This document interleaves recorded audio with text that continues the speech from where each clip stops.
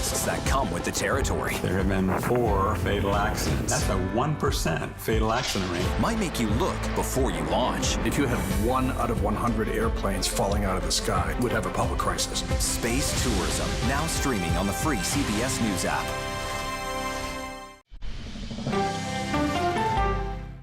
We bring some of the most powerful voices in America to the table. We try to understand what's at the heart of the issue to then come forward with solutions.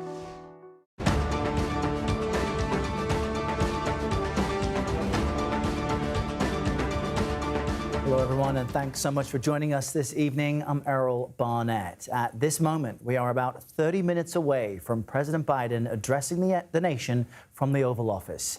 This will be his first public remarks since his decision to drop out of the presidential race on Sunday. An excerpt of his speech obtained by CBS News reads, quote, "I have decided the best way forward is to pass the torch to a new generation. That is the best way to unite our nation." Earlier, the White House press secretary rejected the notion that Vice President Kamala Harris would take on significant new roles in government now that she's the likely Democratic nominee. Nothing is going to change. The president is the president of the United States. He's going to continue to lead this administration the way that he sees fit. They are partners. They are partners. CBS News' Skylar Henry joins us now from Capitol Hill with a bit of a preview of what the president will say. Skylar, that's the unique role the president is in. He has 6 more months on his term, but now this decision to step off of the re-election ticket. So what tone do we expect from Mr. Biden tonight? Yeah, Errol, I think what is safe to assume in terms of what we can expect is, one, in terms of the rhetoric that we've heard from President Biden since before he actually got the job, when he was on the campaign trail leading up to the 2020 election and talking about the preciousness that is democracy and why it is so important to protect it. In fact, one of the other excerpts that the White House released, it says that the defense of democracy is more important than any title. I draw strength and find joy in working for the American people, but the sacred task of perfecting our union is not about me. And I think that is what we're going to continue to expect from President Biden as he makes his remarks. I tell you, something else that we will probably hear a lot from is what the president plans on doing over the course of the next 6 months since he did decide to step aside. I think his legacy will certainly be something that comes up. Also, what he plans on doing in terms of policies as well. Just in the last several days and weeks, it was reported that the president had eyes on sweeping ideas surrounding the Supreme Court, including the possibility of term limits and perhaps even introducing a code of ethics. Now, those sorts of things are the types of things that would need to have congressional approval, but really, that's the type of thing we're talking about here in terms of legacy and for President Biden. And so I think in terms of his message tonight, obviously we'll hear why he decided to step aside in the first place, right? Following these weeks, if not months, of saying that he was going to stay in this race, but also how the American people can look ahead in terms of the remainder of his term. You know, Scarlett, it was interesting watching the White House press briefing today. Biden's press secretary, Karine Jean-Pierre, would not answer why Biden is stepping out of the race, but she did specifically say President Biden is not doing this for health reasons. Why, in your view, is she being so specific in saying that while elsewhere not saying it much at all?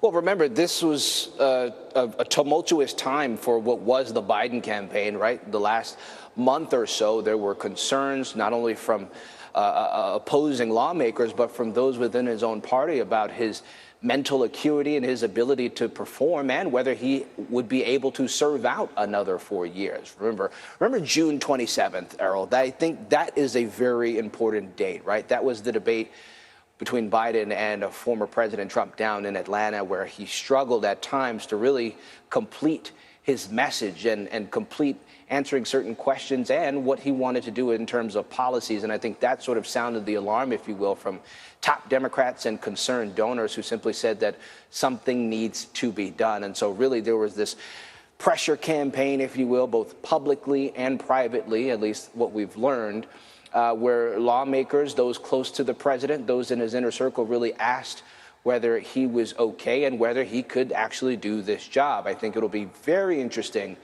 to hear what he has to say, if he addresses any of that, and, of course, obviously why he decided to endorse his Vice President Kamala Harris, as you pointed out in that excerpt, if you will, using his words to pass the torch to the new generation.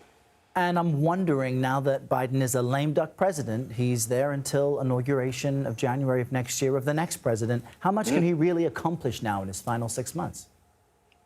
Well, the White House says that he's not a lame duck president. There is a lot in terms of his legacy. I know that that he wants to continue to accomplish. I talked about what we could potentially see as far as new policies surrounding the Supreme Court at least being introduced. But there's also what the administration has been able to accomplish over the course of the last 3.5 years, namely surrounding cost cutting for medical expenses and also addressing things surrounding the economy. And I think it's probably safe to assume that we could expect a continued push in terms of trying to introduce measures to codify reproductive rights following the overturning of Roe versus Wade several years ago. And so I think that that is something that we will continue to see and hear from President Biden. Obviously, some of that from the likely Democratic nominee, Kamala Harris, as well. But I think that, along with trying to get those hostages back in terms of the Israel-Hamas crisis. Also doing things to address the immigration crisis at the U.S.-Mexico border. I think that's something else that we could possibly hear the president speak to tonight. A long list of things that we knew that he wanted to accomplish as it related to the campaign trail. So I think it'll be interesting to see what he decides to pull from in terms of his message and his plans, at least from the campaign trail, and what he wants to accomplish over the course of the next 6 months. Yeah, that's a great detail. Skylar Henry, we appreciate that update. Thank you so much. And a reminder, we will bring you all President Biden's speech as soon as it happens at 8 p.m. Eastern. You're in the right place right now here on CBS News 24/7. We want to get you the latest on what former President Donald Trump is up to. He's currently campaigning in Charlotte, North Carolina. This was Trump's first campaign since President Biden announced he's dropping out of the race. The former president launched several attacks on his presumptive opponent, Vice President Kamala Harris, saying she, quote, can't be trusted and is unfit to lead. Trump also spent a large portion of this rally discussing the attempted assassination attempt against him, which was nearly 2 weeks ago now. For more on all of this, let's bring in CBS News congressional correspondent Nicole Killian. You see her there at the Trump rally in Charlotte. Nicole, how is former President Trump changing his messaging now that the Democratic ticket is changing? Yeah, well, Errol, you can probably see that the former president is still talking behind me. He's been speaking for well over an hour, at times kind of hearkening back to some of the themes and lines that we heard from his speech in the Republican National Convention just last week. But to your point, he really is making that pivot to take on Vice President Kamala Harris, and she is the likely Democratic nominee. He has issued a litany of attacks against the vice president, as you mentioned, saying that she is unfit for office, at one point referencing her as a lunatic, oftentimes mispronouncing her name. He says that he believes that she is not tough on crime. He has said that she is a border czar, which is a line of attack that we have heard from Republicans criticizing her role in terms of the border and immigration policy. And most notably, he's really tried to paint her to the left of President Joe Biden, suggesting that she is a radical liberal, more liberal than the president is, and suggesting that her form of, quote, California socialism will destroy the country. So that's just a preview of some of the lines of attack that are likely to come from the former president, as we have just about 100 days left in this campaign. And Nicole, it's interesting because, I mean, it's remarkable that it's been nearly 2 weeks since Trump was shot at his rally in Butler, Pennsylvania. There was an expectation that perhaps his tone would change. We heard him allude to unity at the Republican National Convention and then go right back to his common talking points. But one thing that has changed, we understand, is security around his campaign events. From your view, how has the security posture adjusted since then? Yeah, well, it still remains a concern, I will say. In talking to a lot of rally goers, they say that they do feel safe, in spite of what happened 2 weeks ago in Butler, Pennsylvania. But as you can see, we're inside an arena here in Charlotte and not outside. So the campaign indicated that they at some point intend or hope to get back to having outdoor rallies, but certainly that requires a different security posture. But even just looking at him tonight, I mean, I can count more than a half a dozen Secret Service agents kind of surrounding the stage as he is speaking now. And the president, interestingly, former president, we were kind of squinting to see if the bandage was removed off of his ear since that rally. Of course, you remember that he had the big white bandage and dressing for number of days, including at the Republican National Convention. But now it appears he just has a very small flesh tone bandage on his ear. So that is something notable or something noticed that we saw. Also, the former president really taking a lot of time when he took a break from speaking about the vice president to talk about what happened that day and the fact that, you know, the crowd, in his view, really stood by him. He talked about the fact that when people hear gunshots, normally they run, but people stood and stayed and made sure that he was okay. He joked a little bit about the incident, as much as you could joke about, you know, a near-death experience. But, you know, of course, we heard that hot mic at the time that the shooting happened where, you know, he was covered by Secret Service agents and, you know, he said, "Where are my shoes? Where are my shoes?" So he kind of joked, you know, yeah, those shots and them pouncing on me knocked me out of my shoes. So he did try to have a bit of levity out of that moment, as serious as it was, but certainly something still weighing heavily on the president and the former president as he discussed that account here at tonight's rally. And I guess that also speaks to the ways in which Trump enjoys telling good stories to a crowd that listens. At the RNC, he said he would tell the story once, so he doesn't have to tell it again. But certainly it is remarkable, and I know everyone in that room certainly thankful, all of us, that he survived, and so it's understandable why he would share it again. Nicole Killian, we appreciate you reporting on this for us there in Charlotte, North Carolina. Thank you. Now, before he dropped out of the race, President Biden had amassed a multi-million-dollar war chest, and that money does not just disappear now that he's no longer the candidate. The Trump campaign, meantime, is arguing that money cannot go to the likely Democratic nominee, Vice President Harris. And as we dive into that, we thought we'd answer a simple question. What are the rules here when it comes to how those funds can be used and where they can be moved? We'll take a look at this. How much money is at stake? The Biden campaign, Democratic National Committee, and joint fundraising committees had a war chest of about $240 million. That's what everything on your screen adds up to. Of that, the majority of the money, about $145 million, is with the DNC and joint fundraising committees. Those groups can spend the money however they'd like in support of the Democratic ticket. Now, the Biden-Harris campaign had $96 million as of the end of June. And because Harris was on the ticket with Biden, some campaign finance experts are arguing Harris has immediate access to these funds because she was listed in the FEC filings alongside Biden when his campaign was organized. Now, to make the change more official, though, take a look at this. The Biden campaign filed with the FEC to change the group's name to Harris for President. Now, while Harris is likely the Democratic nominee, she doesn't have the official nomination just yet. That is scheduled to come in August. Trump's team argues the Biden campaign simply changing the name on the FEC filings from Biden to Harris does not legally allow her to access those $96 million in funds. And some campaign finance lawyers argue that under FEC law, she wouldn't have access to that money until both she and Biden were made the official nominees by the DNC. Now, Vice President Kamala Harris will head to Texas tomorrow. It's her next stop in what's become a full week of campaigning across the country. CBS News White House reporter Willie James Inman joins us now from Houston. Willie, what has been the overall messaging from Harris and her new presidential campaign? We're just a couple days into it now. What are the common themes you're noticing?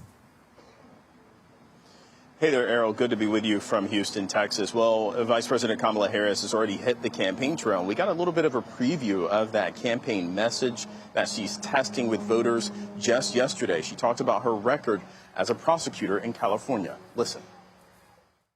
I took on perpetrators of all kinds. Predators who abused women, fraudsters who ripped off consumers, cheaters who broke the rules for their own gain. So hear me when I say, I know Donald Trump's type. And the vice president talking about former President Donald Trump there, so you can anticipate that she'll repeat that message a lot more as we head into the campaign and as she heads to be the likely Democratic nominee. Now, it's a message that she'll need to pitch to a key group of voters, the Biden campaign or the Harris for president campaign, as you mentioned, and that has been noted. She essentially believes that she can win over Latino voters, black voters, women, young voters, bring about that coalition from 2020 and expand upon it. That's what the Harris campaign is saying that they're going to do this November, Errol. What's interesting also, Willie, is that she says that she's raised a record amount of money for a presidential candidate within a time frame, more than $100 million. She says that's from a lot of first-time people donating money. And so there's this groundswell of enthusiasm. They've had to upgrade the venues where Harris has been speaking because of interest. And she now has a major decision to make on who will be her running mate, her vice presidential pick. What's the latest on who's in the mix and how the process is moving?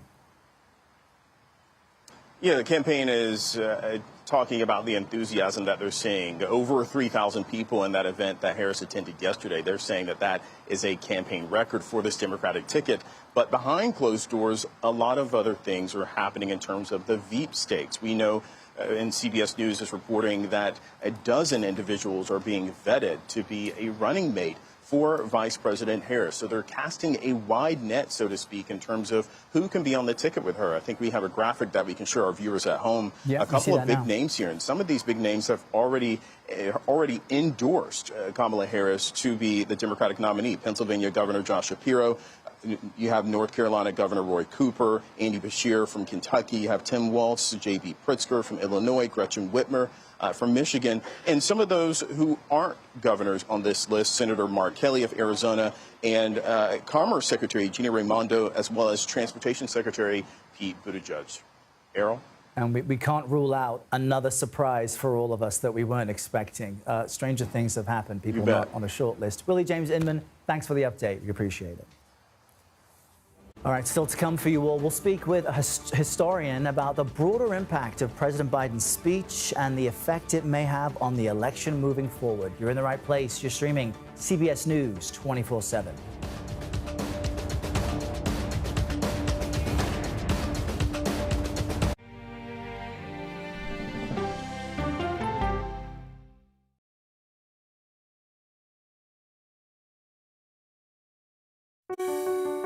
Washington is the seat of power. National security, foreign policy, global economics, every story comes through Washington in some way. We bring some of the most powerful voices in America to the table. We don't just ask the questions, you have to go deeper. We try to understand what's at the heart of the issue we're talking about, to then come forward with solutions. Face the Nation on CBS. The justices ruled that Harvard and the University of North Carolina violated the Constitution. In the aftermath of the Supreme Court decision to end affirmative action in college admissions, uncertainty sets in for some students of color. Affirmative action really gave us an equal opportunity. CBS Reports explores the historic decision and what it means for those chasing an opportunity to change their lives. I knew that college was the ticket to break this cycle. The End of Affirmative Action, now streaming on the free CBS News app. America Decides is your place for fact-based, unbiased reporting. At the White House, at the Capitol, on the campaign trail. What do you say to those in your party? Any cracks in the Republican Party? Our reporters and our anchors travel the country talking to voters like you about the issues that matter most. Immigration is really a factor right now that are going to be driving your decisions. What would you say to those who say, look, that's just democracy at work? Listening to you and bringing your voice into our coverage. I want a strong, proud America. Is democracy on the ballot in 2024? Let us help you decide. America Decides on CBS News 24/7. Stream our expanded one-hour program Monday through Thursday at 5 p.m. Eastern. In an original documentary from CBS reports. AI is among the most world-changing technologies ever. Curing diseases, scientific breakthroughs, making lives better. It can help us with medical discovery, scientific discoveries, doing better agriculture, having cures for things like Alzheimer's. It's also going to really transform the way we work. The uplifting potential of artificial intelligence is limitless. It gives you a friend, somebody to chat with 24/7 that is non-judgmental. He makes me feel loved and desired. And so are its downfalls. The problem with all this AI is that it's unpredictable and uncontrollable. The choices we make now will have lasting effects for decades, maybe even centuries. The ChatGPT revolution, now streaming on the free CBS News app. We are about to see American weapons in the hands of Mexican cartels. A gun pipeline to Mexico. We are arming the cartels. 100%, no doubt about it. Happening right under our noses. Who's doing something about this? Nobody. A CBS Reports exclusive. Most Americans have no idea that we are effectively arming the enemy next door. This is the story the American people need to know. Arming cartels, now streaming on the free CBS News app. President Biden's decision to leave the race followed a poor debate performance in June. It sparked discussions about his health and about replacing him on the Democratic ticket among lawmakers. In his address tonight, in just a few minutes, the president is expected to look forward, laying out what he plans to accomplish in his final 6 months in office. Tonight, the president will discuss his historic decision to put the country above all else, and about the inflection point we face as a country in this moment.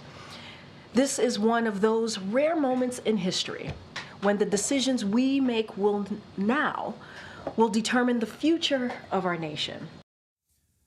For more on this, let's bring in CBS News political contributor Joel Payne. He's in our D.C. bureau. Joel is a Democratic strategist and the Chief Communications Officer for Move On. Joel, this will be rare tonight, an Oval Office address. Mr. Biden has, I think, only done this twice before.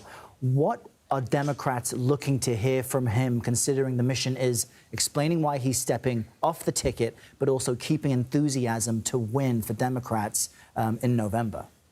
It's good to be with you, Errol. Yeah, I mean, what Karine was saying there earlier at the podium, I think is part of what Democrats are looking for, is to explain the president's thinking about why he made this historic decision. I think we can all make a guess that he's made the political assessment that this is what's best not only for his party, but for the country. But to dig a little bit deeper into his thought process as he steps aside and does this, really rare thing that I think a lot of Democrats receive as patriotic and selfless, to put the country, to put the betterment of the political fortunes of his party ahead of himself. So I think they're going to look to hear that. And I think also a little bit of cementing the legacy, not just of the 3.5 years of the Biden administration, but really, Joe Biden for 50 years as a senator, as a vice president, chair of the Senate Foreign Relations Committee. I think starting to tell the story of Joe Biden as a part of the last half century in American political life. I think we'll look to hear both of those things tonight. It's also, though, Joel, embolden Republicans and a GOP argument that, look, if he's not fit or well enough or confident enough to stay on the ticket, then he should get out of the White House now. He has 6 months left in his term. How much weight does that carry, or how much of a risk does Biden expose himself to by acknowledging that those two things are true, that he wants to finish his term but not run again? Yeah, I think most fair-minded people would just view that as bogus and understand what it is, which is a political attack to not only disparage Joe Biden, but also set up an attack on Kamala Harris. So I don't think the president should spend much energy trying to dissuade those folks. These are folks who came up with a sham impeachment related to him and his family. And I think they're looking for the next thing to hang on him for political fortune. It's pretty clear to me that Joe Biden can still do the job, even probably beyond this election day. It's just a matter of, could he do the job 4 years from now, that he made the assessment that he could not. I mean, we saw Joe Biden just 2 weeks ago, stand for 10 minutes and go with the foremost foreign relations reporter for the New York Times, David Sanger, about trans-Pacific policy. Joe Biden has led the nation out of the COVID morass. He's led the nation to a $2 billion infrastructure package. Those aren't things that you can't do if you're infirmed. So I think Joe Biden's work has proven that he can do the job. All right, and we wait to hear that speech. Joel Payne, great to see you. Thank you very much. Thanks, Errol. For more on all of this, let's bring in presidential historian Doug Brinkley. He's the Catherine Sanoff Brown Chair in Humanities and Professor of History at Rice University. What a day to speak to you. Several lawmakers and some folks out there have just said they think President Biden should withdraw from not just the race, but from the White House immediately. Historically speaking, what does the sitting president need to acknowledge as he tries to smooth out this transition from his reelection to the election of a potential President Harris? I think right off the bat, President Biden has to show the world that he's not infirmed. After all, he has announced he had COVID. He's been holing up in Rehoboth, Delaware, on the beach. And then, he did have a telephone call with Kamala Harris there, but that's different than seeing the president. So the backdrop's the Oval Office. He's sending a large message. I'm in charge. I'm the commander in chief. He will do a little bit of legacy spinning. He does not want anybody to think that he got out simply because of a health concern, because that leads into the conspiracy he's been covering up for a long time, wouldn't take a cognitive test. Instead, he wants to put it as part of a democratic principle of hope and rejuvenation, that we're a nation. Democracy means passing a baton on, and he's passed that baton to Kamala Harris, who's more than fit to become president, and he's going to do anything he can for her. But he cannot turn this into just a rah-rah pro-Kamala Harris talk, nor can he simply recount all the things he accomplished as president. This is not a farewell address. That comes in January. It's really waking people up to the fact Biden's still in town, and he's got a lot of business to do, particularly ceasefire in the Middle East and keeping NATO strong. And Doug, you mentioned cognitive health and his cognitive ability. Ironically, it was about 4 years ago that I was able to interview Vice President Joe Biden at the time as part of a journalist panel ahead of the election. And I asked him about the cognitive test question because Trump was pushing it back then as well, and he scoffed at it. He mocked it. He made fun of me for asking the question, which I guess goes to show what's changed in 4 years. It's been something that he laughed at 4 years ago to something being taken much more seriously now, although the White House is clarifying he's not doing this for any health reasons. Why is that so crucial, considering that obviously his public performances have waned?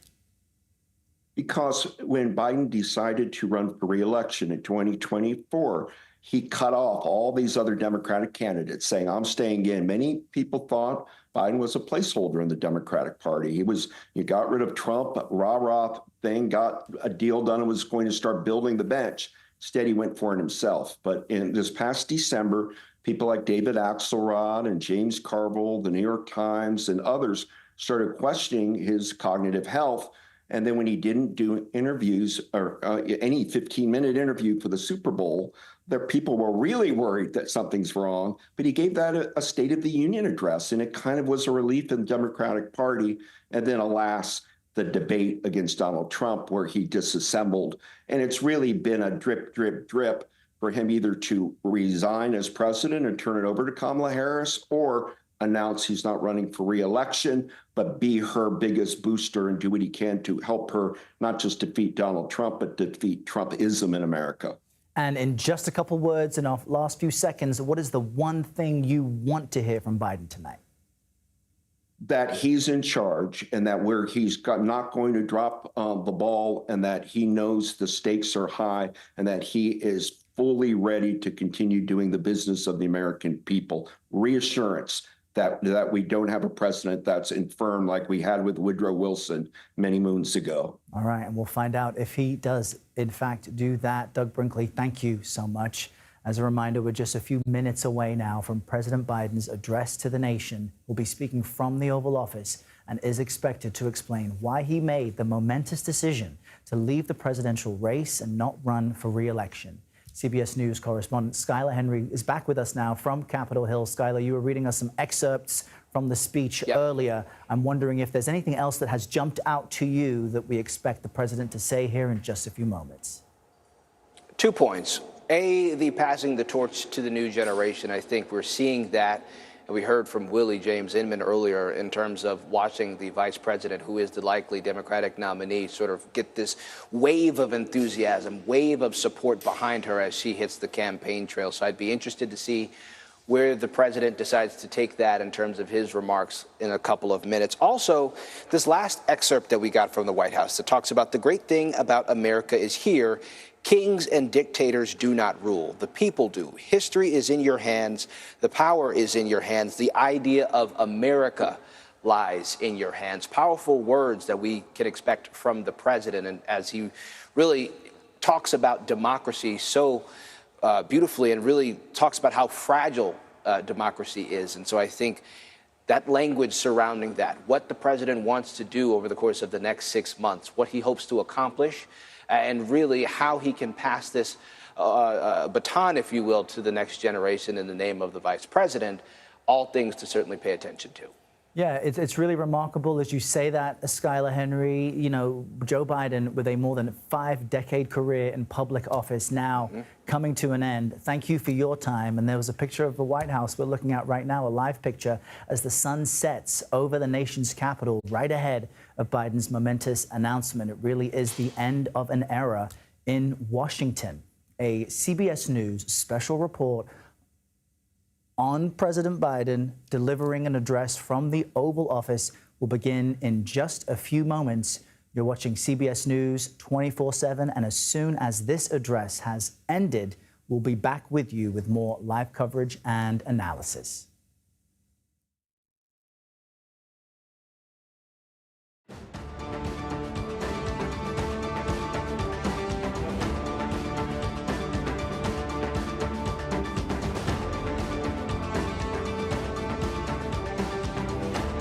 This is a CBS News special report. I'm Norah O'Donnell in Washington. Tonight, we will witness history. It's been more than 50 years since a sitting president decided not to seek a second term. President Biden in the Oval Office right now will explain why he quit the presidential race. These are his first public remarks since making that announcement and endorsing Vice President Kamala Harris. Tonight's speech comes at a momentous time in American history. Less than 2 months ago, former President Trump was convicted on 34 fraud charges. Then there was President Biden's disastrous debate performance in Atlanta. And just 11 days ago, Trump survived an assassination attempt. All of these events leading to Sunday's announcement and tonight's address to the nation. Mr. Biden, we are told, will say, quote, "The defense of democracy is more important than any title. This sacred task of perfecting our union is not about me. It's about you, your families, your futures. It's about we, the people." He's also expected to elaborate tonight on what lies ahead, how he's going to finish the job for the American people, in his words. There's still 6 months left in his presidency, and we know that there are many challenges left for him to tackle in office, including 2 wars, the U.S. southern border, and the migration crisis and inflation. Here now, the president. My fellow Americans, I'm speaking to you tonight from behind the resolute desk in the Oval Office. In this sacred space, I'm surrounded by portraits of extraordinary American presidents. Thomas Jefferson wrote the immortal words that guide this nation. George Washington, who showed us presidents are not kings. Abraham Lincoln, who implored us to reject malice. Franklin Roosevelt, who inspired us to reject fear. I revere this office, but I love my country more. It's been the honor of my life to serve as your president. But in the defense of democracy, which is at stake, I think is more important than any title. I draw strength and I find joy in working for the American people. But this sacred task of perfecting our union is not about me.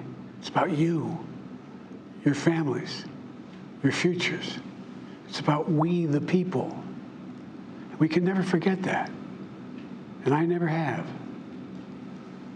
I've made it clear that I believe America is at an inflection point, one of those rare moments in history when the decisions we make now will determine our fate of our nation and the world for decades to come. America's going to have to choose between moving forward or backward, between hope and hate, between unity and division. We have to decide, do we still believe in honesty, decency, respect, freedom, justice, and democracy?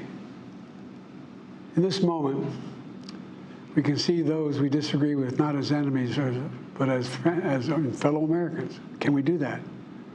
Does character in public life still matter? I believe I know the answer to these questions because I know you, the American people. And I know this: we are a great nation because we are good people. When you elected me to this office, I promised to always level with you, to tell you the truth. And the truth, the sacred cause of this country, is larger than any one of us. And those of us who cherish that cause, cherish it so much, a cause of American democracy itself, must unite to protect it. You know, in recent weeks, it's become clear to me that I need to unite my party in this critical endeavor.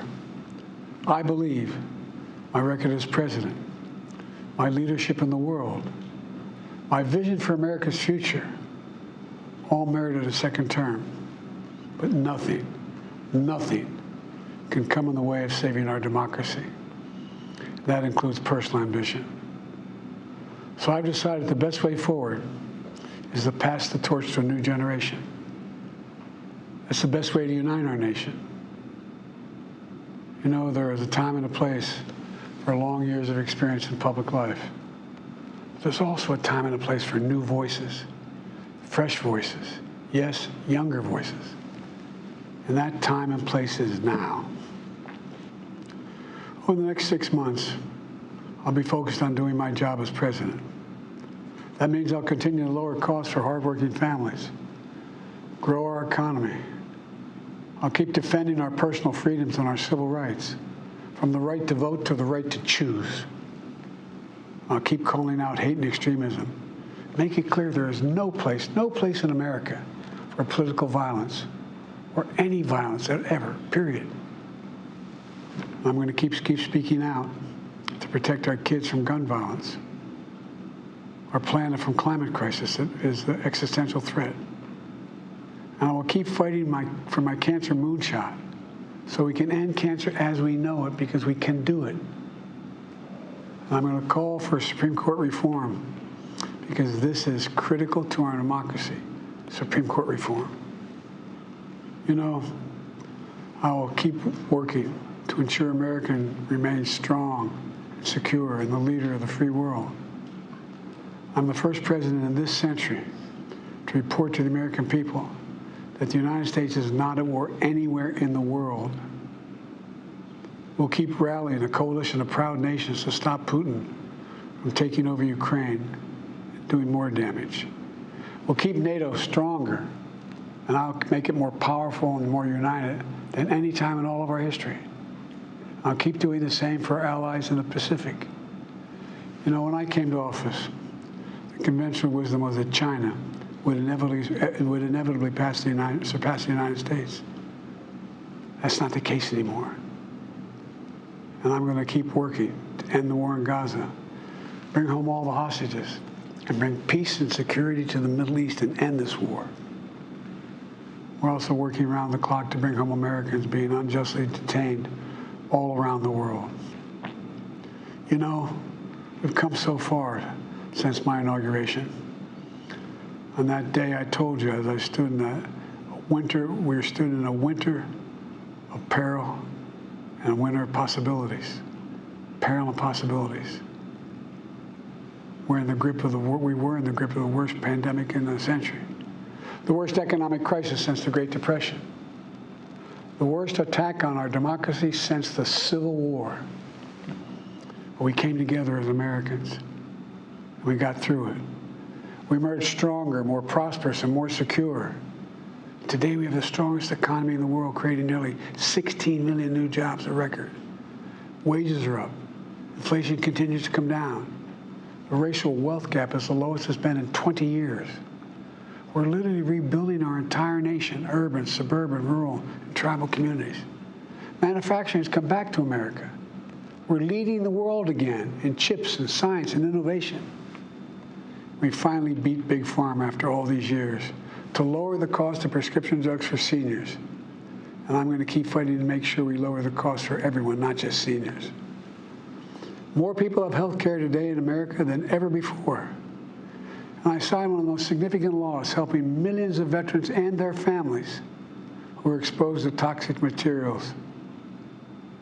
You know, most significant climate law ever in the history of the world. The first major gun safety law in 30 years. And today, the violent crime rate is at a 50-year low. We're also securing our border. Border crossings are lower today than when the previous administration left office. I've kept my commitment to appoint the first black woman to the Supreme Court of the United States of America. I also kept my commitment to have an administration that looks like America and be a president for all Americans. That's what I've done. I ran for president 4 years ago because I believed and still do that the soul of America was at stake. The very nature of who we are was at stake. And that's still the case. America's an idea. An idea stronger than any army, bigger than any ocean, more powerful than any dictator or tyrant. It's the most powerful idea in the history of the world. That idea is that we hold these truths to be self-evident. We're all created equal, endowed by our Creator with certain inalienable rights: life, liberty, pursuit of happiness. We've never fully lived up to it, to this sacred idea, but we've never walked away from it either. And I do not believe the American people will walk away from it now. In just a few months, the American people will choose the course of America's future. I made my choice. I've made my views known. I would like to thank our great Vice President Kamala Harris. She's experienced, she's tough, she's capable. She's been an incredible partner to me and a leader for our country. Now the choice is up to you, the American people. When you make that choice, remember the words of Benjamin Franklin hanging on my wall here in the Oval Office, alongside the busts of Dr. King and Rosa Parks and Cesar Chavez. When Ben Franklin was asked, as he emerged from the convention going on, whether the founders have given America a monarchy or republic, Franklin's response was, a republic, if you can keep it. A republic, if you can keep it. Whether we keep our republic is now in your hands. My fellow Americans, it's been the privilege of my life to serve this nation for over 50 years. Nowhere else on earth could a kid with a stutter, from modest beginnings in Scranton, Pennsylvania, and Claymont, Delaware, one day sit behind the resolute desk in the Oval Office as President of the United States. But here I am. That's what's so special about America. We're a nation of promise and possibilities, of dreamers and doers, of ordinary Americans doing extraordinary things. I've given my heart and my soul to our nation, like so many others. I've been blessed a million times in return with the love and support of the American people. I hope you have some idea how grateful I am to all of you. The great thing about America is here, kings and dictators do not rule, the people do.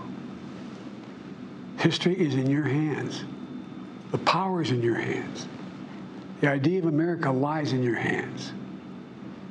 We just have to keep faith, keep the faith, and remember who we are. We're the United States of America, and there's simply nothing beyond our capacity when we do it together. So let's act together, preserve our democracy. God bless you all, and may God protect our troops. Thank you. And there we have it, the President of the United States, President Joe Biden, this historic moment that we are witnessing together, and a speech that met that moment in its soaring rhetoric in defense of democracy, saying nothing can stand in the way of saving our democracy, and that includes personal ambition.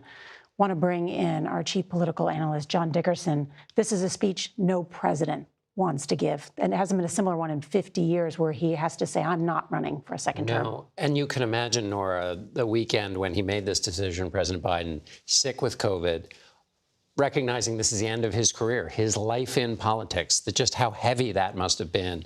But tonight he marshaled all of that and said, that my personal ambition is not bigger than the stakes. And the stakes are, several different apocalyptic versions of what would happen should Democrats lose this election. And what was at stake included things like, does character in public life still matter?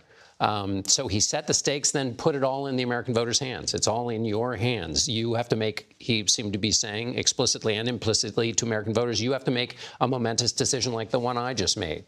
And then, of course, the personal reference to himself as a kid with a stutter. You have the most powerful man in the world suddenly shrinking himself to a little kid as a way to tell the story of the promise of America, that no matter what your beginnings, you can end up in the Oval Office. Some soaring rhetoric for a president not necessarily known for that kind of rhetoric. He also said, do we still believe in honesty and decency? That was right before that line you just mentioned. Does character in public life still matter? That's clearly a reference to Donald Trump. Absolutely. Not just the office, not just the foreign policy challenges, not just opportunity and whether it exists in America anymore, but whether the stuff inside of the American story, honesty, character, decency, respect, that's all on the table, too. I mean, he put all the different chips and stakes in the center of the table tonight. Robert Costa, and you heard that emphatic endorsement of his vice president, and also noting it's time for a generational change, which the Democratic Party, like many in the base, have wanted.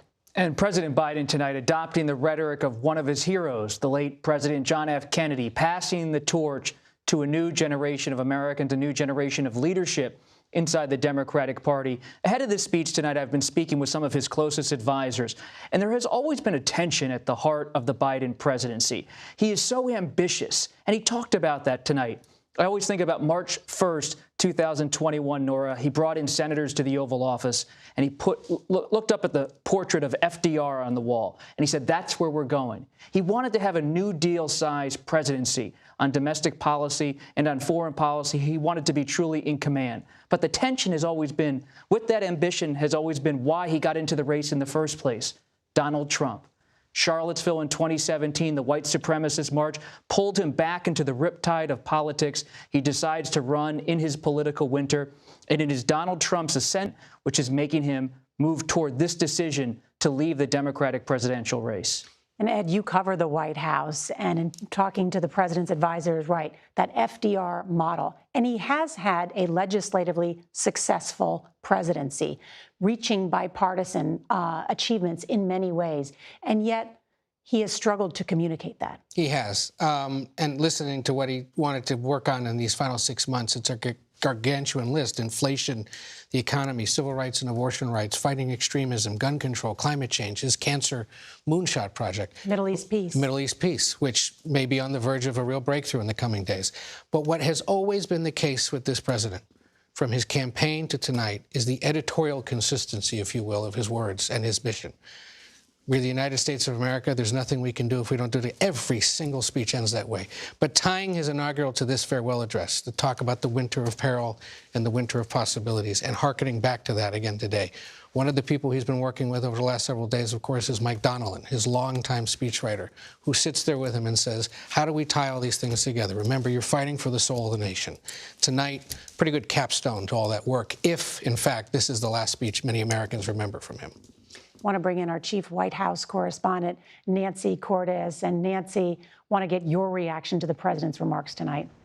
Nora, we're getting a little bit of color from inside the Oval Office while this speech was taking place. And you've been in the Oval Office yourself many times. It's not that large of a room, but we're told that 39 people were crammed in there with the president to watch and pay tribute this evening as he gave this very difficult speech. Chief among them, his wife, Dr. Jill Biden, his children, Ashley Biden, Hunter Biden, and several of his grandchildren. This is a president who is famously close to his family, and we know that his family members, from our reporting, were among those who were pushing him to stay in the race as long as he was willing to do it. So it's a difficult moment for him, a difficult moment for his family. And in fact, Ashley Biden, his daughter, we're told, had her eyes closed and was nodding silently and breathing deeply as her father spoke. And at one point, she even dabbed her eyes with the sleeve of her shirt. This is a 51-year career here in Washington for President Biden that will be coming to an end now in 6 months in a way that no one in the family thought it would. There's more to talk about with the president's remarks tonight, but I also want to mention that Donald Trump is in Charlotte, North Carolina tonight, where he took credit for Joe Biden dropping out of the race. I want to bring in CBS's Nicole Killian. She was there for the rally. And Nicole, I was able to listen to part of it, and he pretty much said tonight, no more Mr. Nice Guy. Yeah, that's right. And look, the former president just ended his speech here in Charlotte. But before his speech, one of his aides told me that he would address President Biden tonight, given that he was making this speech at the White House. But when I asked if he would be more gracious or more pointed in his comments, the aide told me, well, he's just going to be Trump. And that's exactly what we saw from the former president tonight. He said that we defeated President Biden when he exited the race 3 days ago and suggested the Democratic Party leaders pushed him out. But he did make that hard pivot, really focusing the bulk of his speech on Vice President Kamala Harris, at times mispronouncing her name. Take a listen.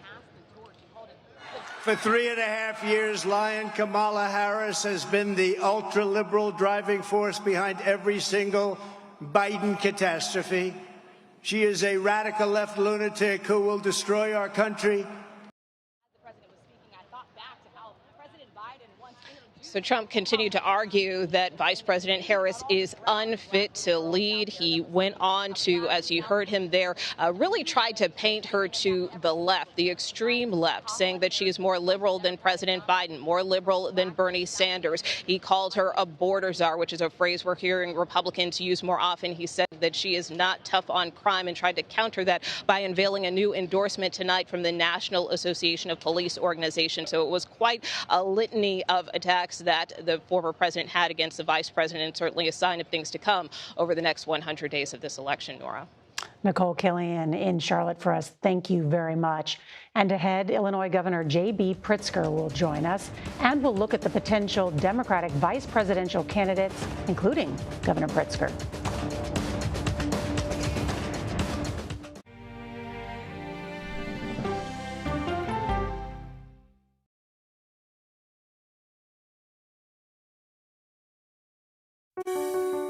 Washington is the seat of power. National security, foreign policy, global economics, every story comes through Washington in some way. We bring some of the most powerful voices in America to the table. We don't just ask the questions, you have to go deeper. We try to understand what's at the heart of the issue we're talking about, to then come forward with solutions. Face the Nation on CBS. The justices ruled that Harvard and the University of North Carolina violated the Constitution. In the aftermath of the Supreme Court decision to end affirmative action in college admissions, uncertainty sets in for some students of color. Affirmative action really gave us an equal opportunity. CBS Reports explores the historic decision and what it means for those chasing an opportunity to change their lives. I knew that college was the ticket to break this cycle. The end of affirmative action, now streaming on the free CBS News app. Coming up, our series. Wait a minute. Tom, is that you working the camera? Keep leaning out of your close-up. Your morning routine just got better. CBS Mornings, weekdays at 7. It's like a screenplay, something straight out of Hollywood. Human remains found this week. As you know, 3 days ago, we officially defeated the worst president in the history of our country, crooked Joe Biden. So now we have a new victim to defeat, Lion Kamala Harris, Lion, L-Y-I-N apostrophe. On the night that President Biden gave that historic speech, that was from the former president at his rally in Charlotte tonight. One person mentioned as a potential vice presidential candidate for the Democratic Party is Illinois Governor J.B. Pritzker. Governor, good to see you. Thank you for joining us. Thank you. Great to be here. I do want to talk about the president in just a moment, but I want to give you the opportunity to respond to those attacks tonight from Donald Trump, who is calling the vice president a radical left lunatic who will destroy our country. Look, that's all they've got is name calling. You know, we're talking about a woman who's going to stand up for women's reproductive rights, who has had a long history of standing up for workers' rights and voting rights and civil rights. And Donald Trump, of course, believes in none of those things and is on the attack against just average, everyday working people across the United States. So I think the contrast is clear. They're going to throw invectives. We're going to talk about the issues. Governor Pritzker, I know you listened to President Biden tonight from the Oval Office and know him well. It was a soaring speech where he talked about nothing can stand in the way of saving our democracy. That includes my personal ambition, and talked about the stakes in that race. What did you make of his remarks? You know, I have to say, I listened to it, and there was a particular part of it where he talked about, you know, democracy being more important than one person. It's about the American people. And I can't imagine Donald Trump ever saying anything like that. Remember that Joe Biden has spent 50 years serving the public, not for his own interests, but to make sure that the working families of America have someone that they can rely upon in public office. That's been Joe Biden. He's a person of honesty and integrity, and we should all be proud that we've elected a president like this and look at all that he's accomplished. You know, I know that earlier in your program you talked about, some of your guests talked about the allusion to FDR and all that he accomplished. Think about what Joe Biden did in just 3.5 years, getting bipartisan legislation passed, not just on gun safety and protecting a woman's right to choose, but think about the big issues like CHIPS and Science Act and the infrastructure bill, and of course the Inflation Reduction Act, and the way that he fought climate change and made sure that we're bringing manufacturing back to the United States. I mean, I'm proud of all that he's accomplished. We all should be, and we should want to elect somebody going forward who's a believer in those values and in carrying on not only the traditions of FDR, but the ones that have been established by Joe Biden, too. He also had this turn of phrase where he said there's a time and place for long years of experience, but there's also a time and place for new voices, fresh voices, yes, younger voices, and that time and place is now. Has this decision united the party? How has it changed the party?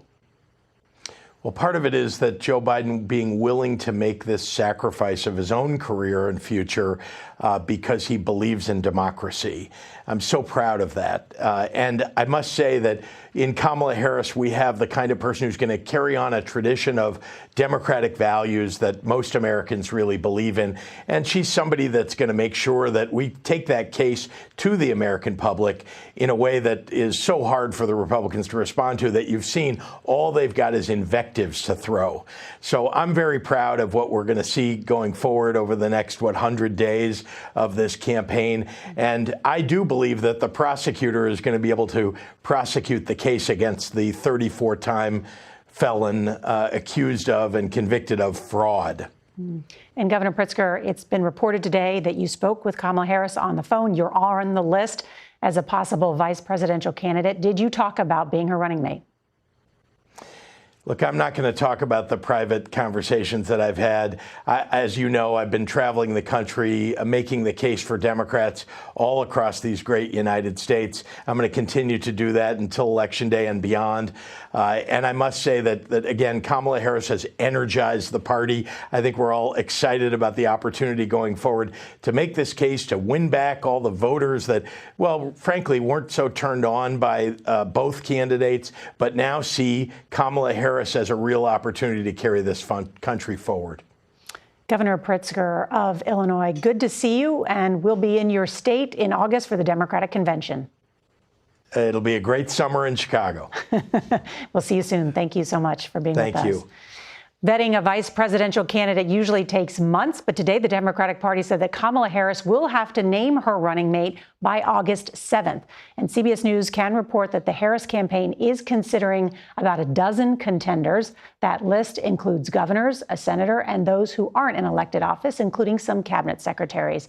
Want to bring back in Nancy Cordes, who is at the White House. And Nancy, walk through some of the governors that have been discussed, in addition to Governor Pritzker, who we just talked to. Well, Nora, I'm just getting my microphone back on because we went running to investigate. Nope. We hear some big cheers behind us. Nope. Well, you know what? Then hold on. I'll bring in Robert Costa next to talk about some of the other governors, too. Governor Beshear has been mentioned. Let's bring up that list again of all the contenders here. We'll go through them very quickly. Governor Beshear of Kentucky is near the top of the list. Youthful, could maybe bring the South into play for the Democrats. But you also have the Sun Belt in Arizona, really on the radar for Democrats. So Senator Mark Kelly, married to Gabrielle Giffords, who survived an assassination attempt. He's a former astronaut. And so he's someone they really believe could bring people into the coalition from Arizona, New Mexico, Texas, that part of the country. It's a tough strategic choice, though, for Vice President Harris when she looks at the map. Does she want to play in the Sun Belt? Does she want to play in the Deep South? Democrats have made gains in places like North Carolina, especially in Georgia, with 2 Senate seats. But it's also about personality, character. Who does she connect with? Who does she have a personal relationship with? I'm told she is close with Senator Kelly, but there's also the possibility somebody from the outside, though retired Admiral McRaven, Bill McRaven, who oversaw the bin Laden raid, he's taken himself out of consideration at this point. But there is a thought inside the White House, maybe broaden the net at this point of the discussion. Is it about personality or is it about something more, especially in a tight contest like this? Mark Kelly, would he bring Arizona and its 11 electoral votes? Or does she need Governor Shapiro for the 20 electoral votes and the must-win state of Pennsylvania? And that's part of the calculation between her and the senior staff of the campaign, because they still see ways to win both those areas. The blue wall, Pennsylvania, Michigan, Wisconsin. Maybe Minnesota has to be worried about too now because the Trump surge has kind of started, or he's at least seeing some growth. And then the Sun Belt, Nevada, Arizona. There's concern about New Mexico. Do you need to bring someone from there? And what would it be like to have 2 Westerners, essentially, on the ticket? That would be new as well. So all of those things are factors, but perhaps the biggest one is going to be if she's a prosecutor and a senator and someone who's been a vice president from the West, from an urban area, do you perhaps have to worry about geography and where someone else can bring in some more votes? And you have to engage in the age-old debate about whether vice presidential candidates really matter at all. Now, as soon as I say that, there was a time when people said, well, you know, debates don't matter either. Debates matter. Yeah. So nevertheless, you have to figure out that question. And one thing about Kelly that has been, somebody's mentioned to me about why he might be an attractive candidate, is because we can see from Donald Trump's speech and already the attack lines from Republicans is they're trying to say Kamala Harris is the other. She is someone else outside of the American story. If you pair that with an astronaut, there's nothing more at the center of the American story than an astronaut. So whose in that mother sense, was a cop. Yeah. And so in that sense, the pick helps you with the central candidate. So that's a way to think about this, too. Yeah, I want to bring back in Nancy Cordes with the microphone on, Nancy, because I know you've been doing a lot of reporting on this, too. No problem. I mean, just to explain to you what just happened, the reason I ripped the microphone off was because suddenly we were standing here and heard this huge cheer from behind us in the direction of the Rose Garden, and then heard the president's voice saying, hello, hello, hello. And so we went running to investigate and see what was going on. It turns out that hundreds of White House staffers stayed late here at the White House this evening to gather together to watch the president's speech. And then it sounds like they went either over to the South Lawn or into the Rose Garden. After the speech, the president emerged from the Oval Office and greeted them. And we couldn't hear much of what he was saying. We could just hear the crowd periodically cheering. These are people who have worked for President Biden, in some cases a few years, in some cases decades. He is beloved here. And it's really been a bittersweet time for staffers here who are glad that he has made a decision, but also feel pretty sad about the way that things have turned out. And so I just wanted to fill you in a little bit on that moment, which was a kind of an interesting and bittersweet moment happening here at the White House. Now, back to what you've all been talking about, which is the hunt for a vice president. What we learned today is that the list of potential VP candidates that are being vetted in earnest is about a dozen, maybe 11, maybe 13. They include many of the governors that you've been discussing, a couple of cabinet secretaries as well. And there are also a couple of people on the list, I'm told, who are not in elective office right now. We're working to learn who those individuals might be, but we're told that some of the people who are being looked at began having conversations with the vetting team yesterday. They're on a compressed timeline. They want to get this done within the next couple of weeks. Nancy Cordes with all that reporting. Thank you very much. And ahead, we'll talk more about the president's historic speech tonight.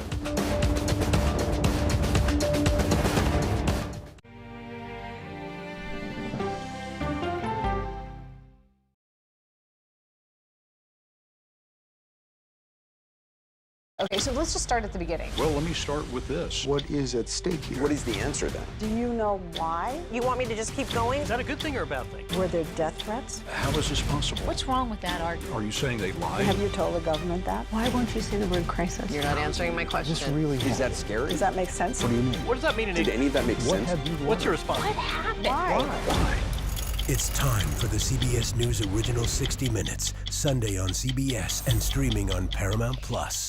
There is no more room in our city. New York City is receiving record numbers of migrants. Today, we're going to have more than 500 adults and children come through that door. Tensions rise as shelters reach max capacity. We don't have to take care of them. CBS Reports goes inside a crisis cities and families are facing as they fight to survive. The United States still has that glimmer of hope for people to come here. Fighting for a future. Now streaming on the free CBS News app. This case. It's like a screenplay, something straight out of Hollywood. But it's not fiction. It's 48 hours. Human remains found this week. 4 families shattered. There's no physical evidence. The mystery would haunt investigators for years. There's some questions that have to be asked and need to be answered. Like a John Grisham novel. A gripping true crime original. 48 hours. Now streaming on the free CBS News app. How fast do you think you were going? 195 miles an hour. This is incredible. How close did you actually come to being killed? That close. Is this brain surgery without a knife? It is. What risk do these children pose to Russia? I'm not sure the world is prepared for this change. Definitely not. Who's the best coach in college football today? Let me see a mirror. It's time for the CBS News Original 60 Minutes, Sundays on CBS and streaming on Paramount+. Don't miss true crime anytime you want, anywhere you go, with the 48 Hours podcast. Real crimes. Like a John Grisham novel come to life. Real lives. He pointed a gun to me and said, "This is the day you die." And he shot me. Real justice. There's some questions that have to be asked and need to be answered. I'm an innocent man, and I hope the whole world can see it now. Catch the latest episodes. Listen to 48 Hours on Apple Podcasts. If zombies took over the world, where would you go, Gil? Where would you go? Where would you hide? Oprah's house. Very good. Your morning routine just got better. CBS Mornings, weekdays at 7. But this sacred task of perfecting our union is not about me. It's about you, your families, your futures. It's about we, the people. And we can never forget that. And I never have. The president tonight saying, "I revere this office, but I love my country more." For the first time, addressing the American people and explaining why he wanted to step down from reelection. John Dickerson, it was a remarkable speech, a historic speech. And a deeply personal speech. He had to do 3 things. He had to talk about the personal reasons, also talk about the stakes and set them up, connect those two, and then create a path for his vice president. And when he talks about the future, when you watch Vice President Harris talk about the future, because of her age, because she is that new generation that he talked about, it's much easier for her to talk about the future. She conveys future, whereas that was always very difficult for him. This is only the 4th Oval Office speech. This will be the one everyone remembers. Mm-hmm. Robert, I'm also just struck how much he talked about character in public office. He underscored character at every turn, and he avoided the reality of this moment, which is that this was a very painful decision for President Biden to make. His family, as Nancy reported, in the Oval Office with him. They were with him in Rehoboth Beach, Delaware, last weekend, thinking through, could he find a way to stay in this race? Because for President Biden, you talk to his family, his closest advisors, he was counted out from day one in his 20s, in law school, making his way up the ranks in Delaware, runs for the Senate at the age of 29, surprises everyone by winning in 1972, surprises everyone when he endures personal tragedy with the death of his wife and daughter, serves in the Senate. I've talked to some of his colleagues in the Senate. They said he was discounted in the Senate. Some of the older senators thought he was a nobody, a kid. Took him decades to formulate his own presence in the United States Senate. He flames out in 1988, deals with an aneurysm, a plagiarism scandal. He always has pushed back against those who say Biden can't make it. Biden's not major league level in politics. He just trudges forward. And he was going to trudge forward again. But he relented this time because he likes to associate, as he did at the top of the speech, with the grander idea of America and American presidential history. He wants to be remembered clearly as someone who put character above personal ambition. And that is in many ways what will continue to be fought out on the campaign trail.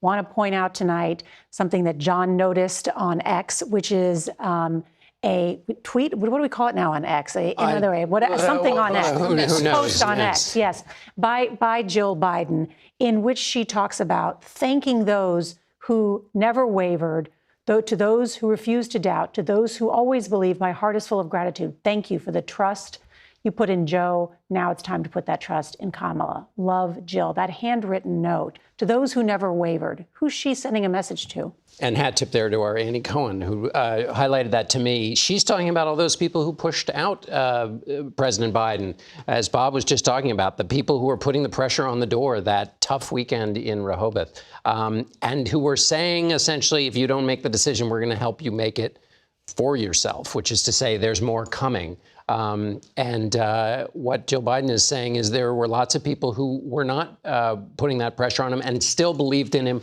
in keeping with that long history, that there's a core person to believe with in there. That's a pretty striking statement. And for many in the Democratic Party, Joe Biden had become, and the issues that he was having communicating what he had accomplished had overshadowed the ability to focus on the issues. And Ed, this campaign is going to be about the economy. It's going to be about money, people's pocketbooks. It's going to be about immigration, all of that. And I know you're taking a closer look at those issues tonight because I think people want to know, what is the difference on these issues between Kamala Harris and Donald Trump? Yeah, and look, the contrast is sharp. She's, of course, a 59-year-old woman, former prosecutor and senator who would be the first female president. Donald Trump, 78 years old, a businessman and former president, and would be the oldest commander-in-chief ever by the time he ends a potential second term. And when it comes to issues voters worry most about, Harris and Trump are far apart. I will proudly put my record against his any day of the week. 4 months from now, we will have an incredible victory. Immigration and border security remain a top concern. The invasion at our southern border, we will stop it, and we will stop it quickly. Former President Donald Trump and other GOP critics call Vice President Harris the so-called border czar. But President Biden asked her to focus on the root causes of immigration, not border security. A visit to Central America and Mexico in 2021 was widely panned. Do not come. Do not come. She supports the president's decision to use executive authority and restrict border crossings, and illegal crossings from Central America are down significantly from when she visited. Trump says if reelected, he'd restart construction of a border wall, move to end so-called birthright citizenship, and deport millions of undocumented immigrants. Access to abortion services is a top focus for Harris. This is a healthcare crisis, and we all know who was to blame. Donald Trump. He nominated 3 justices that voted to end Roe v. Wade. Now, Trump says he wouldn't sign a federal abortion ban, believing it's up to each state to decide. Hoping to avoid the issue, the Republican National Committee even watered down mentions of abortion in the official GOP platform. And Trump's running mate, J.D. Vance, has a more restrictive view, as he's supported a national abortion ban in the past. Harris wants to restore federal abortion protections. When I am president of the United States, and when Congress passes a law to restore those freedoms, I will sign it into law. On the economy, we will end the inflation nightmare that you would have never had. We had no inflation. Trump has laid out several specifics. He'd like to cut the corporate tax rate and has made a direct appeal to working-class voters. When I get to office, we are going to not charge taxes on tips, people making tips. He wants to impose a 10% tariff on all U.S. imports, a move economists warn would lead to higher prices for consumers. He intends to give tax breaks to billionaires and big corporations and make working families foot the bill. As a senator, Harris voted against Trump's U.S.-Mexico-Canada trade deal. She's quickly adopted Biden's focus on the middle class. Building up the middle class will be a defining goal of my presidency. But just a few days in, she's not yet said what she'd do to fight inflation and boost the economy. On foreign policy, Trump often says the war in Ukraine wouldn't have happened with him in office. I could stop wars with a telephone call. He and Vance have said the war isn't of vital interest to the U.S. In the Middle East, Trump also supported Israel's fight against Hamas, but has also criticized Benjamin Netanyahu's leadership. Harris is closely involved in Biden's handling of the wars in Ukraine and the Middle East. Alongside him for most of his national security briefings, she's also attended key global conferences around the world and met with hundreds of world leaders, including 6 meetings with Ukrainian President Volodymyr Zelensky in the last 2 years. And we get a chance to see how Harris and Trump would fare on the world stage starting tomorrow when she meets with Prime Minister Netanyahu here in Washington. Then he's headed down to see Trump at Mar-a-Lago on Friday, Nora. Thank you, Ed. That was nice to hear the contrast between the two of them. Thank you so much. And up next, from money to memes, we're going to take a closer look at Kamala Harris's momentum and how former President Trump is reacting.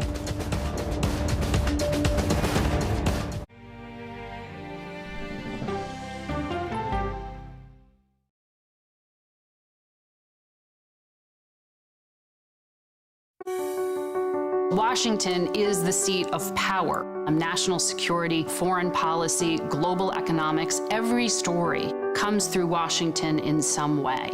We bring some of the most powerful voices in America to the table. We don't just ask the questions, you have to go deeper. We try to understand what's at the heart of the issue we're talking about, to then come forward with solutions. Face the Nation on CBS. The justices ruled that Harvard and the University of North Carolina violated the Constitution. In the aftermath of the Supreme Court decision to end affirmative action in college admissions, uncertainty sets in for some students of color. Affirmative action really gave us an equal opportunity. CBS Reports explores the historic decision and what it means for those chasing an opportunity to change their lives. I knew that college was the ticket to break this cycle. The end of affirmative action, now streaming on the free CBS News app. Coming up, our series. Wait a minute. Tom, is that you working the camera? Keep leaning out of your close-up. How do you say Tony and Nate? You mean not say? I swear they should have a camera during the commercial. Such a good time here. Your morning routine just got better. CBS Mornings.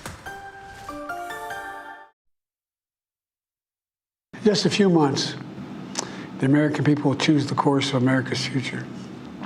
I made my choice. I've made my views known. I would like to thank our great Vice President Kamala Harris. She's experienced, she's tough, she's capable.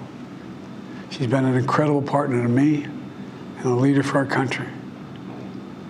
Now the choice is up to you, the American people. President Biden tonight explaining not just why he won't run again, but why he endorsed his Vice President, Kamala Harris. And we should note campaign donations are surging now that the vice president has risen to the top of the ticket. Deep-pocketed donors and millions of grassroots voters are putting their money on the table. The campaign saying today they've raised $126 million. But will it be enough to keep up with Donald Trump's own growing war chest? Our senior business correspondent, Jolene Kent, has the story. We are not playing around. Campaign contributions are flooding in for Vice President Kamala Harris. I had over 400 texts, emails, and phone calls from people saying, I want to raise money, I want to donate money, how can I help? Pretty crazy, yeah. John Hennis is the former finance director for Harris's 2020 presidential campaign. And I actually see this short amount of time between now and the election to be a good thing, because we are all coming together as a party. This after some of the party's big donors hit pause in the wake of President Biden's disastrous debate performance. With the COVID, with dealing with everything we have to do with But when the president stepped aside on Sunday and endorsed Harris, the message from donors was, let's bleeping go. There was a lot of LFG texts. And, Alexandra Acker-Lyons raises money for female Democratic candidates. Walk me through those early hours. Just people coming out of the woodwork. Okay, I'm in. What do I do? How do I give? Where do I give? Since Sunday, the campaign says it's raised more than $125 million, the largest haul in the race so far,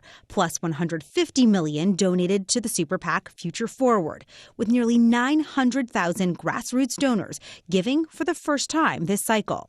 As soon as I heard Kamala was on the ticket, I donated so fast. Harris was the only option. I am thrilled to have donated to her. Kamala Harris being a woman, being a person of color, being young, it is my first time donating. We are seeing everyone from the $10 donor to the $1,000 donor showing their support for the vice president. She's never backed down from a challenge. Harris has also inherited $240 million that's been controlled by the Biden campaign. We trust women to know what is in their own best interest. She and her running mate can use Biden's campaign funds because she was already running with the president. From the moment we take back the White House from... And the pressure is on. The Biden campaign fell behind Trump in cash on hand for the first time last month, as the former president drew the endorsement of some Silicon Valley billionaires like Elon Musk.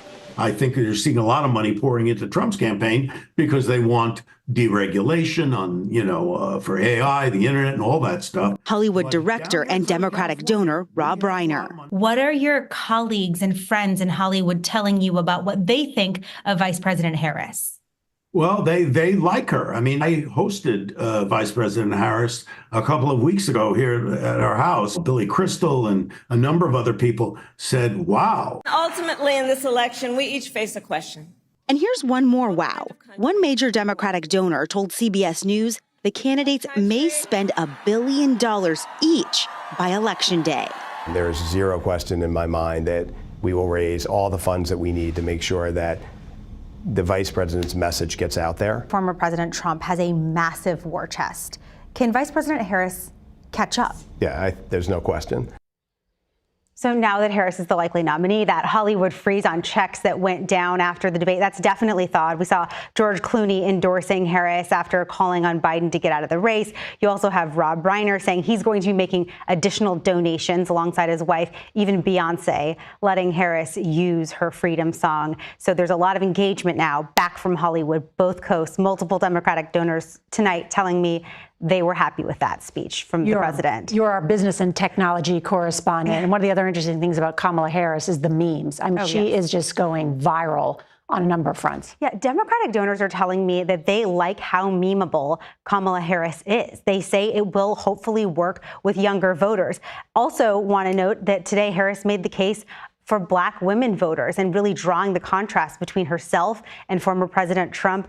And another interesting group that we are following, Indian Americans have become the largest group of Asian Americans and most politically active. And you can expect to see her and Usha Vance, the wife of a possible second lady, making the case to the Asian American community as well.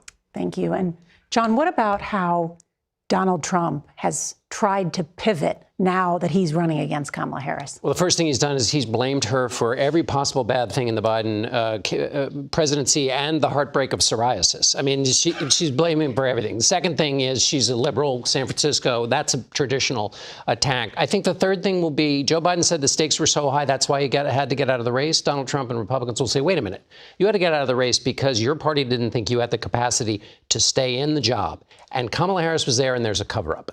And then finally, we should remember that the president, and there was reporting today about Republicans warning their own people to watch out for sexism and racism. This is the president who rose to office by being the country's chief birther, raising questions about where Barack Obama was born. That is in his bones, and that is surely a move he will go back to. It's obviously a risk for him. He did say tonight, people think I'm going to be nice after I was nearly assassinated, but I'm not going to be nice. That's what he said. And so then he proceeded to level a number of these attacks that you mentioned.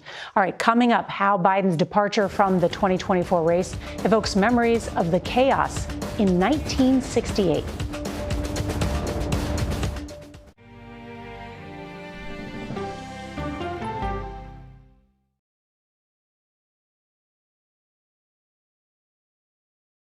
Washington is the seat of power. National security, foreign policy, global economics, every story comes through Washington in some way. We bring some of the most powerful voices in America to the table. We don't just ask the questions, you have to go deeper. We try to understand what's at the heart of the issue we're talking about, to then come forward with solutions. Face the Nation on CBS.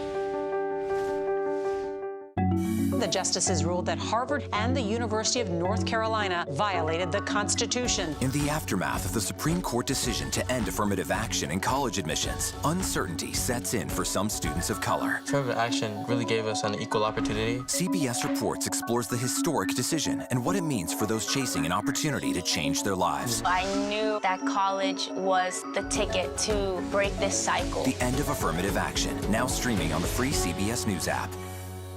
The heart of storytelling. I'm enabling them to feel valued. From the heart of America. Wow. Eye on America. Weeknights on the CBS Evening News. I'm 48 Hours Erin Moriarty.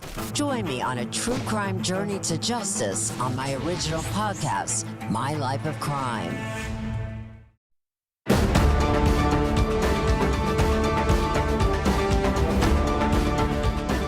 And this picture just in from the Oval Office as the president made his remarks tonight. You can see he was surrounded by family. His son, Hunter Biden, and his wife, Ashley Biden, his daughter and her husband, as well as the First Lady of the United States. But we're told the entire Oval Office was packed with family and close friends tonight. Now this, Mark Twain once said, history doesn't repeat itself, but it often rhymes. President Biden's stunning decision to not seek re-election is certainly historic. But as our Mark Strassman reports, it also echoes another president's choice in another turbulent year, 1968. Tested many times this past year. Revolt clawed at Lyndon Johnson early in 1968, an unpopular incumbent targeted by fellow Democrats. Sound familiar? 2024 is very reminiscent of 1968 for a variety of reasons. Historian Mark Updegrove is president and CEO of the LBJ Foundation. We spoke about striking parallels between Presidents Johnson and Biden and between 1968's America and today's. Mood of the country.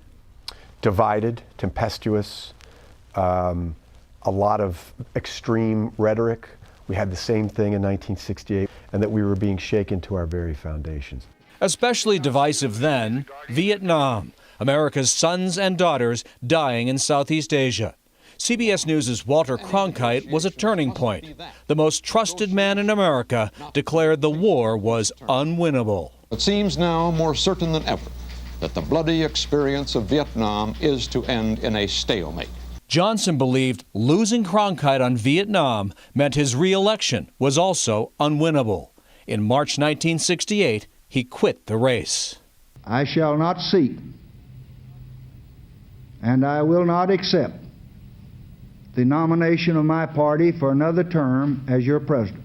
Updegrove says that decision, like President Biden's to step aside, was more than political.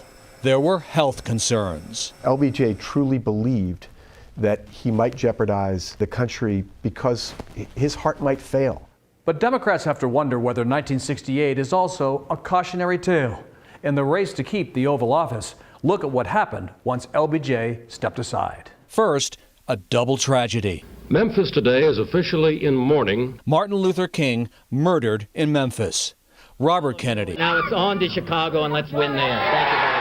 Gunned down in a Los Angeles hotel kitchen. We can achieve nothing by lawlessness and divisiveness.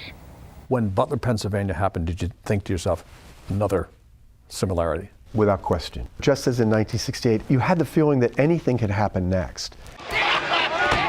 Like Chicago's 1968 Democratic National Convention. Outside, mayhem. Cops bloodied anti-war protesters in the streets. Inside, rancor. But don't push me, take your hands off of me. Divided delegates nominated Hubert Humphrey, LBJ's vice president.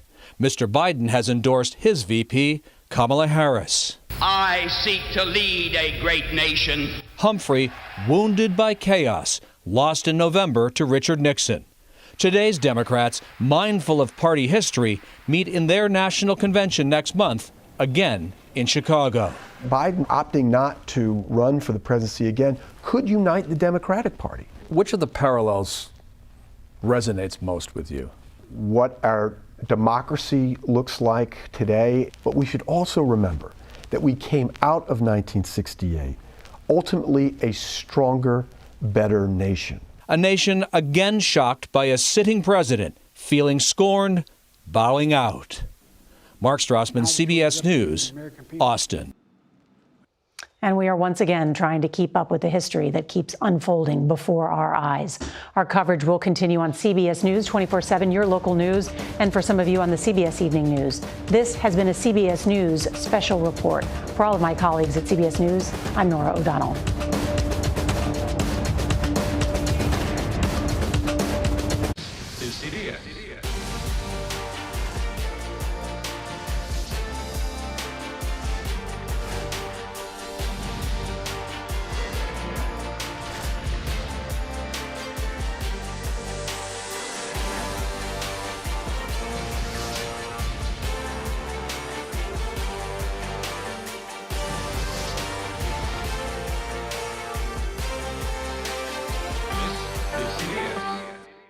The heart of storytelling. I'm enabling them to feel valued. From the heart of America. Wow. Eye on America. Weeknights on the CBS Evening News.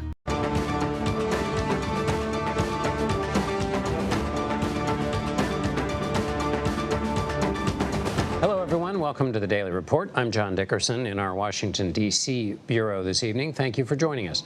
President Biden addressed the nation from the Oval Office Wednesday night. It was the president's first public remarks since his decision to drop out of the presidential race on Sunday. President Biden said the best way forward was to pass the torch to a new generation. You know, there is a time and a place for long years of experience in public life. But there's also a time and a place for new voices, fresh voices, yes, younger voices. And that time and place is now. Our Errol Barnett has more on tonight's presidential address from Studio 57 in New York City. All right, John, thank you very much. We want to begin by breaking down the president's speech, some of the key takeaways, and how this could affect his legacy moving forward. CBS News correspondent Skylar Henry joins me from Capitol Hill with more on that. I'm wondering, Skylar, the president did stumble slightly through this speech. We know his family was in the room. It's an incredibly enormous moment. What stood out to you as he made his remarks? Yeah, Errol, 4 points. And I think contextually, considering what this means for President Biden, really wrapping up 50 years of public service, it was one that talked about just really where he wants the country to go, what he believes in terms of democracy in and of itself, and what he really wants to see in terms of the remainder of his term. 4 points really stood out to me, and it talked about the main one, I think, is that does character in public life still matter? Obviously, taking a veiled swipe at former President Donald Trump and some of his rhetoric and remarks that he certainly has made along the campaign trail.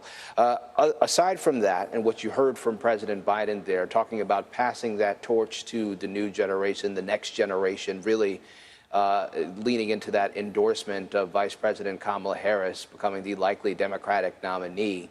And also the president saying that he reveres the office, but he loves his country, and also saying that democracy is at stake and nothing can come in the way of that, including personal ambition. You know how rare this is for an incumbent president to not seek reelection.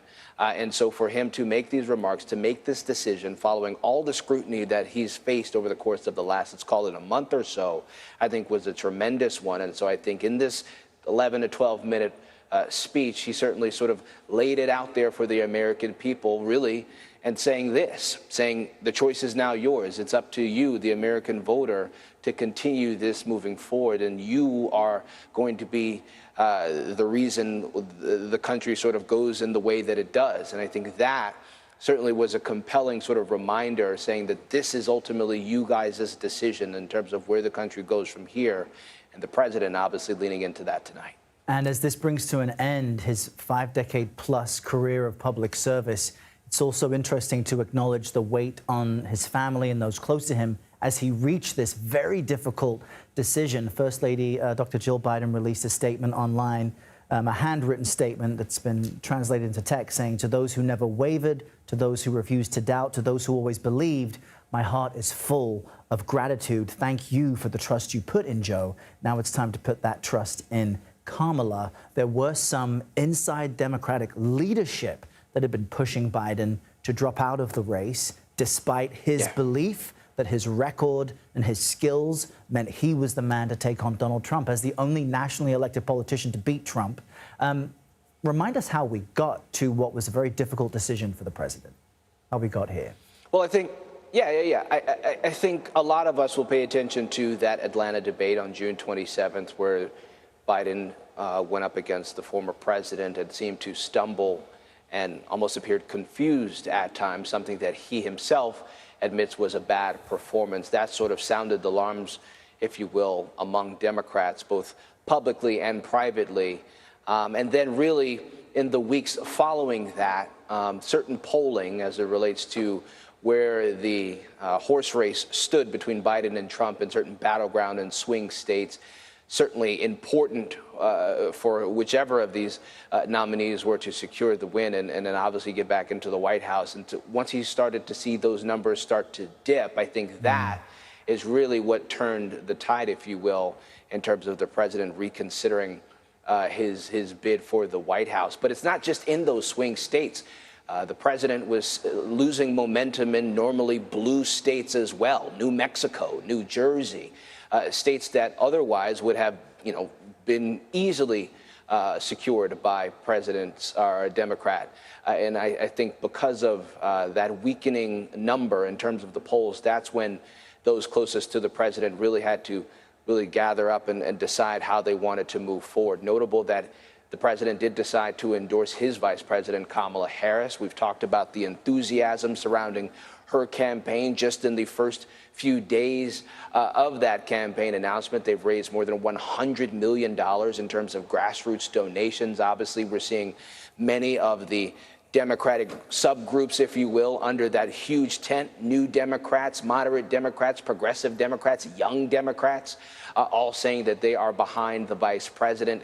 And she's been out on the campaign trail looking to earn that support as well, making phone calls every single day to try to ensure that those who may be skeptical or may be concerned about this process, if you will, are standing behind her. Obviously, the big names are by her as well. Speaker Emerita Nancy Pelosi, Chuck Schumer, House Minority Leader Hakeem Jeffries, just to name a few. And we've seen really Democrats on the federal and state level all come out to say that they are standing behind the vice president. Now we'll see exactly what that path looks like for her to secure the nomination officially. And then the other big question, Errol, is who she decides to run with. That's right. And with the election now just 100+ days away. Skylar Henry, thank you very much. You bet.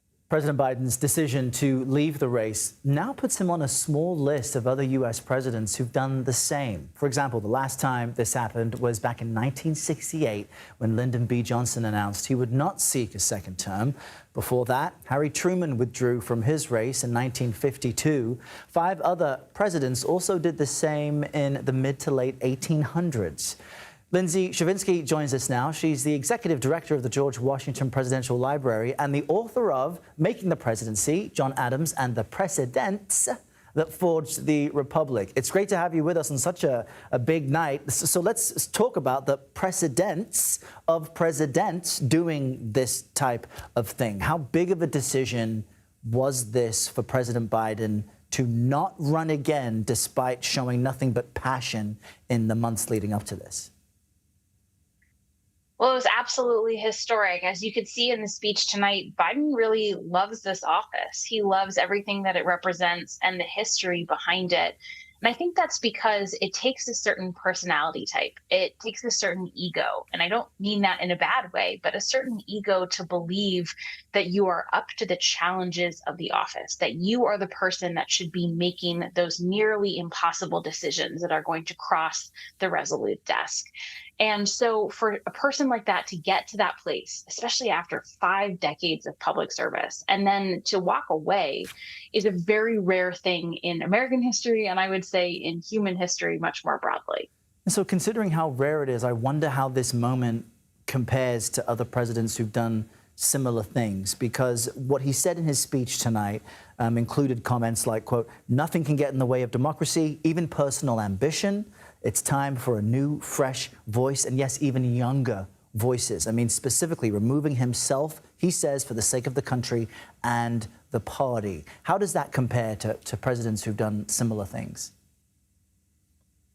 So I think it separates him a little bit, because when Harry S. Truman stepped down, he did so in recognition, of course, that he himself was quite unpopular, but also in recognition that the Republican candidate was going to be Dwight D. Eisenhower, who was in some ways very similar in terms of foreign policy. He was going to reject the more isolationist strain represented by Robert Taft on the extreme wing of the Republican Party. And so I think Truman felt safe that the outcome would not destroy the United States. And for Lyndon Johnson, the Vietnam War was so unpopular that it really kind of destroyed the entire Democratic Party. And while, again, he disagreed with Nixon on a lot of things, the Nixon of Watergate years was still in the future, and he was not seen as this dangerous menace. Whereas I think Biden and most of the Democrats view Trump as a threat to the republic, a mortal threat to the nation that has to be defeated at all costs. And so considering all of that, how does this decision impact the 51st year of Biden's public service and legacy? How does this button kind of complete the overall picture? Well, the tricky thing about presidential legacies is it often depends on what happens next. That's how we actually view them. So who follows them changes our ideas about their time in office. You know, a great example of this is George W. Bush's popularity ratings just skyrocketed during Trump's time in office. And so I think it does depend a great deal on what happens in November. If Harris wins, I think that this will be kind of the crowning achievement in Biden's public service. He will be seen as a champion for democracy. If she loses, I still think this moment is a historic one and it's extraordinary, but there might be questions about should he have stepped aside sooner or should he have done something different to try and defeat Trump. Such an important detail to acknowledge, that it depends what happens next with what this means in the larger picture. I'm curious what stood out to you from the president's speech. He often refers to his family. He often has a very folksy texture to how he speaks to the public. And he ended by saying, wow, you know, so remarkable that a kid, you know, from Scranton, Pennsylvania with a stutter made it to the Resolute desk. I thought that was such a powerful phrase. What stood out to you from what the president said from the Oval Office tonight? Well, I love that part, too, because to me, what comes through in this speech is Biden's belief in the United States, in its capacity and its potential and its promise, even if we have been imperfect in executing that promise, which he did acknowledge. I thought the speech was really interesting in that it was bookended by principles. It started with history and it ended by this call to the better angels or the spirit of America, things that we can try and aspire to. And then in the middle, of course, he did have the politics. He had the things that he hoped he was remembered for, and he had the things that he hoped would help Harris. But I liked that that was not the beginning or the end. And instead, he did put it in the larger context. And although we couldn't see the portraits that he was referencing, there have been pictures of his Oval Office. And I think it does help remind him of the stakes of the moment when he's seen all of those famous faces in front of him.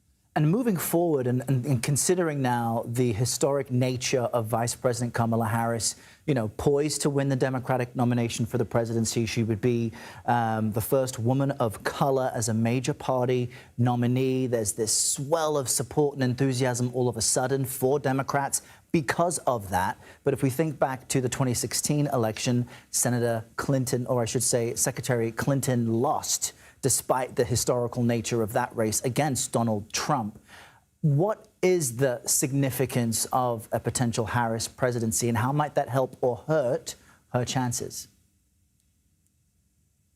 The United States is the only democratic society in the world that has not had a female head of state. And so I think that moment, whenever it comes, whether it's this year or in the future, will be a really important one, because we as humans are actually not that imaginative, and our brains have trouble envisioning things that we haven't seen before.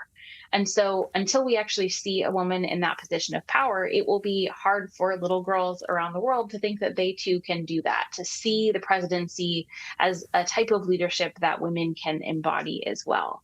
I think it will be interesting to see over the next couple of months how this campaign maybe differs from 2016. Did Hillary Clinton start to sort of soften the ground to make people more comfortable with the concept of a female president, even if she didn't win? And so will it be just a touch easier for Harris to try and get to that higher office? So interesting. Lindsay Stravinsky, great to have you with us on such an important night. I appreciate you speaking with us. Thank you for having me. And we want to bring you this note from a Trump campaign official confirming that former President Trump did in fact watch President Biden's Oval Office address aboard his plane shortly after he concluded his rally in Charlotte tonight. And so certainly we expect the former president to speak more about that in the days and weeks ahead. For now, though, we're going to take a very short break. My colleague John Dickerson will be back with more of the day's biggest news. You're streaming CBS News 24/7.